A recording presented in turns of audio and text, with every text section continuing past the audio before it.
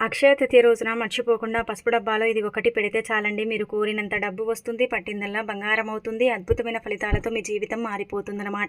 కాబట్టి ఖచ్చితంగా గుర్తుపెట్టుకోండి, పసుపు డబ్బాలో ఇది పెట్టండి. అయితే లక్ష్మీదేవి మీ ఇంట్లో తిష్ట వేసుకుని మీకు కావలసినంత ఐశ్వర్యం ఇస్తుందన్నమాట అండి. మనకేంటంటే సోమవారం అక్షయ తృతీయ కదా, చాలా చాలా శక్తివంతమైన రోజు.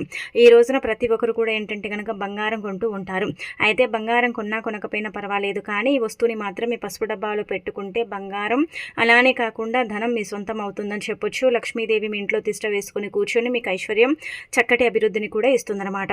పసుపు మంగళకరమైనది, శుభకరమైనది, శుభాలను సూచిస్తుంది. అశుభాలను దూరం చేసి అద్భుతమైన ఫలితాలను తెచ్చిపెట్టి మీ జీవితాన్ని మారుస్తుంది. పసుపు ఏంటంటే కనుక చాలా చాలా పవిత్రమైనదండి. పసుపు లేనిది మనం ఏ శుభకార్యం చేయము. పసుపు లేనిది ఏంటంటే కనుక మనము అంటే పూజ కూడా చేయం కదా.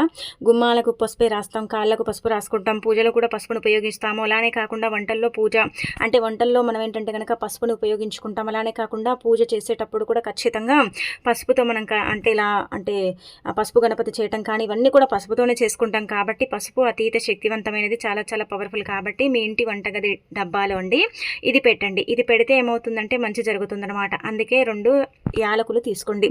యాలకులు లక్ష్మీదేవి రూపంగా భావిస్తారు. యాలకులకు అది అంటే అతీత శక్తి ఉంటుంది. యాలకులు 4 దిక్కుల నుంచి ధనాన్ని ఆకర్షిస్తాయి. కోరినంత డబ్బుని ఏంటంటే కనుక మీ సొంతం చేస్తాయి. యాలకులు ఏంటంటే కనుక చాలా పవర్ని కలిగి ఉంటాయని శాస్త్రాల్లో చెప్పబడుతుంది. కాబట్టి 2 యాలకులు తీసుకొని చక్కగా మీ ఇంటి పసుపు డబ్బాలు వేసేసి పెట్టండి.